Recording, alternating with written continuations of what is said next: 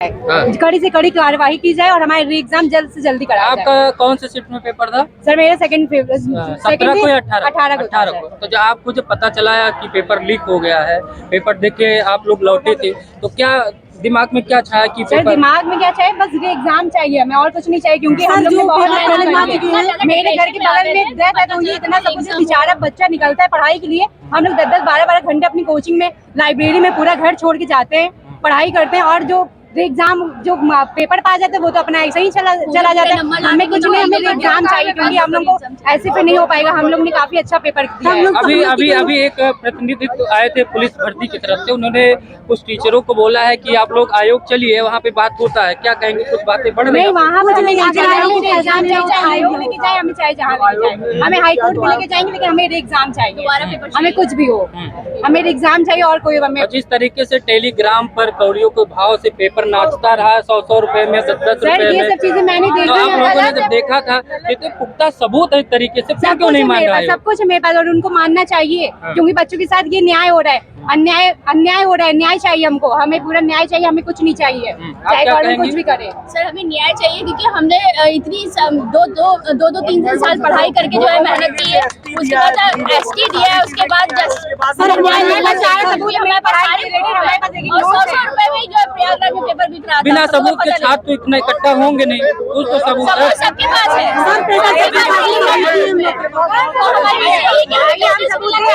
और हमें एग्जाम कराना चाहिए, सरकार से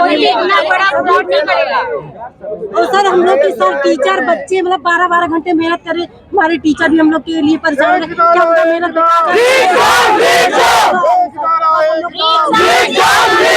बच्चों को पूरा सबको न्याय मिलना चाहिए। हमारे टीचर लोग जो अपना ख्याल ना रखते, हम लोग की भविष्य के बारे में चिंता करें, क्या वो लोग वो है? जब वो लोग इतना कर सकते तो हम लोग को एग्जाम होना चाहिए। बस ये हम लोग के साथ न्याय होना चाहिए। इस बार आप लोगों में वो एकता दिख रही है, तो एकता को ऐसे बनाए रखिए, तभी पेपर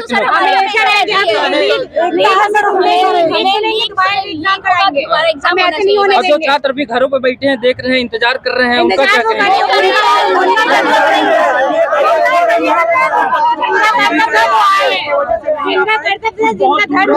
धीरे धीरे आ रहे हैं। आप ये बताइए, जो 2 साल से बैठकर लखनऊ में पढ़ रहा हो, जिसके पिता ना हो, जिसको छोटे भाई से खर्चा ले रहा हो, उससे आके पूछिए उसके बारे में, उसको क्या फील होता है जब वो घर पहुंचता है कि बेटा तुम्हारा पेपर लीक हो गया। क्या फील होगा उसे, आप बताइए। सरकार बैठी हुई है। मेरा नाम सौरभ सिंह है, मैं बहराइच में रहता हूँ। 2 साल से मैं एग्जामपुर में कोचिंग कर रहा हूँ, लखनऊ के ऑफलाइन कोचिंग कर रहा हूँ, कपूरथला में मैं पढ़ाई करता हूँ। मैं 10-10 11-11 घंटे आके कोचिंग में बैठता हूँ, पढ़ता हूँ, उसके बाद में अपने घर पे रूम पे जाता हूँ। आप बताइए, पूरा दिन जो बच्चा खाना ना खाता हो, आके बैठता हो, पढ़ता हो, प्रॉपर ST देता हो, अगर जो उसका पेपर लीक हो जाए तो उसके ऊपर क्या बीतेगी, आप बताइए भाई। 120% करने के बावजूद साथियों, ये भी देख सकते हो, जो भी ये बंदे हैं, ये कोई पैसे से बुलाई गई भीड़ नहीं है, सबने जानता है, क्योंकि वो भी जानते हैं साथियों, जिन्होंने कभी पेपर भी नहीं दिया, वो भी जानते हैं साथियों, जो चाय की दुकान, लेकिन उनको भी ये दोस्त इस पेपर को क्या करना, पेपर सिर्फ कैंसिल होने चारों शिफ्ट का पेपर साथियों, बंदे के साथ साथियों कोई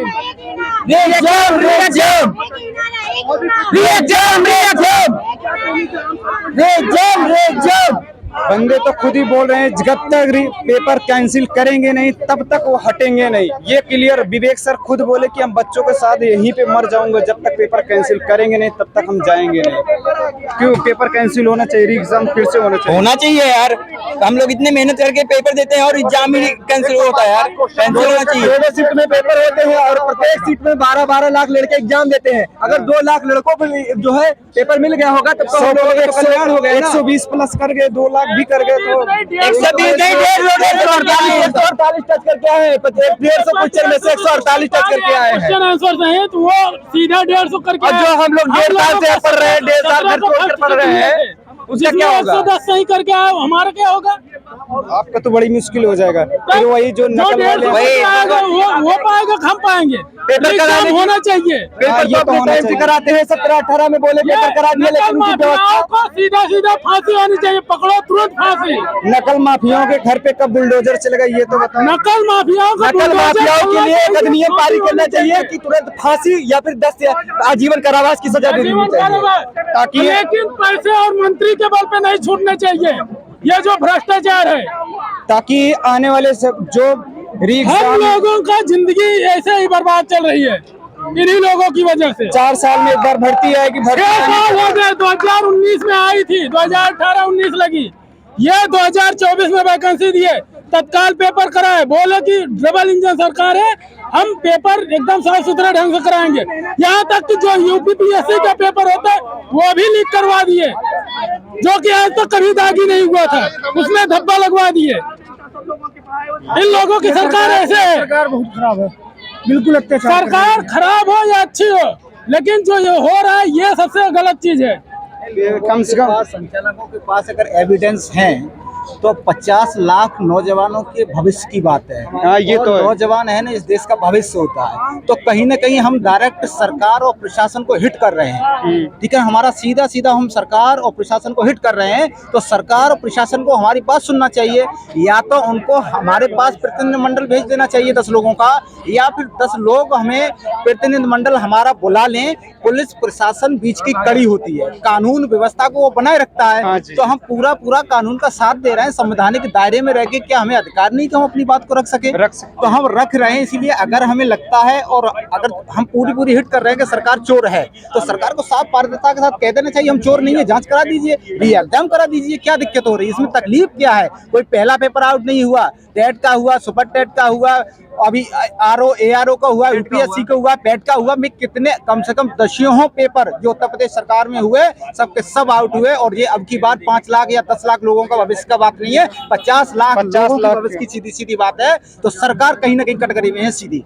सरकार को जांच करानी चाहिए और जांच के आधार पर अगर दोषी हैं उनको कानूनी सजा होनी चाहिए, और हम लोगों के लिए अभ्यर्थियों के लिए एग्जाम होना चाहिए। अच्छा, ये भी कह रहे हैं अगर चुनाव भी सर पे है, चुनाव के बाद अगर पेपर री एग्जाम भी करे तब भी चुनाव के बाद ही करा सकते। देखिए, हमारी कोई बाउंडेशन नहीं है कि वो 8 हफ्ते के 1 हफ्ते के अंदर कराए। हाँ, ये भी हमारा कोई बाउंडेशन नहीं है। हमारा मतलब है री एग्जाम के लिए कड़ी व्यवस्था होनी चाहिए जो हो नहीं पाए। दूसरी बात, हो सकता है 15 दिन में, 1 महीने में। हम लोग ये नहीं कह रहे हैं कि आप अभी परीक्षा करा दीजिए, लेकिन परीक्षा को रद्द अभी कर दीजिए। हाँ, रद्द होना चाहिए। जब ये साथियों यानी कि 48 लाख कुछ फॉर्म पड़े थे, जब 2 महीने में पूरी भर्ती कंप्लीट करा सकते हैं ना, आज अगर चाहे ना परीक्षा रद्द करा के ना 4 दिन के बाद परीक्षा फिर से करा सकते हैं। उनके अंदर दम है, लेकिन इनको करना चाहिए। कहा नहीं जाता जिस ओर जवानी चलती है उस ओर जमाना चलता है।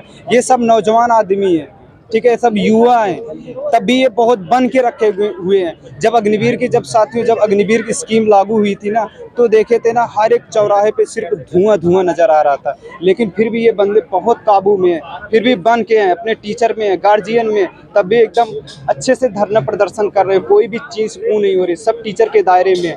ठीक है साथियों, कोई भी अपडेट रहेगा आपका अपना चैनल सबसे पहले देता रहता है। जय हिंद, जय